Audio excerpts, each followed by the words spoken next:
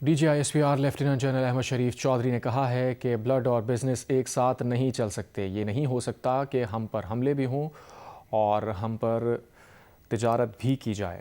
اور اس کے ساتھ ہی آپ کو بتائیں کہ پروگرام کیپٹل ٹاک میں بھارتی وزیر دفاع راج ناتھ سنگھ کے سندھ کے حوالے سے بیان پر air marshal retired Arshad Malik نے خدشہ ظاہر کیا ہے کہ بھارت سندھ کی طرف سے کوئی مس ایڈونچر کر سکتا ہے۔ اگر بھارت نے ایسا کیا تو اسے اس مرتبہ ساؤتھ میں بھی مار پڑے گی۔ سابق سیکرٹری خارجہ اعزاز چودھری نے کہا ہے کہ بھارت پاکستان پر حملے کی جرات نہیں کرے گا۔ بھارت بھڑکے لگا رہا ہے، اس سے بھارت اپنے آپ کو خطے میں مزید تنہا کرے گا۔ ہمیں بھارت کی گیدڑ پھپکیوں سے نہیں ڈرنا چاہیے۔ لیفٹیننٹ جنرل ریٹائرڈ عبدالقیوم نے کہا کہ اگر بھارت سندھ میں پنگا لے گا تو ان کی خالصتان ہمارے ڈور سٹیپ پر ہے۔ چیف آف ڈیفنس فورسز کے زیر سایہ ماضی کی طرح تمام فورسز مل کر جواب دیں گی۔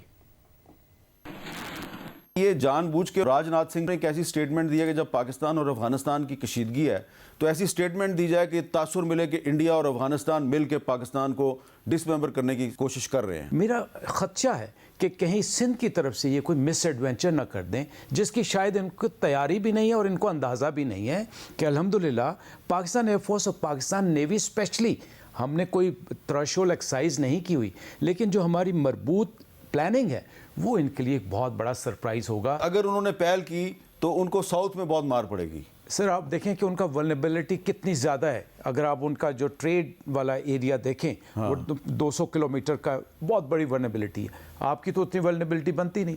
دوسرا جو اب ہم نے ویپن لگایا ہے JF-17 کے اوپر، اس کی رینج الحمدللہ اتنی ہے کہ وکرانت کو ان کو مزید پیچھے لے کے جانا پڑے گا۔ وکرانت جو ان کا فلیٹ ہے، کیریئر ہے، ایئر کرافٹ کیریئر۔ میں نہیں سمجھتا کہ یہ ابھی تیار ہے کہ پاکستان پہ حملہ کر سکے۔ یہ اتنی بڑھ کی جو بڑکیں لگا رہے ہیں، اس سے یہ مزید اپنے آپ کو خطے کے اندر تنہا کر رہے ہیں۔ تو میں نہیں سمجھتا کہ ان گیدڑ ببکیوں سے کوئی ڈرنا چاہیے، لیکن جواب دینا چاہیے۔ وہ ہم نے دیا ہے، بہت اچھا کیا، ہمارے فورن آفس سے بھی، ہمارے جو آرم فورسز کی طرف سے بھی۔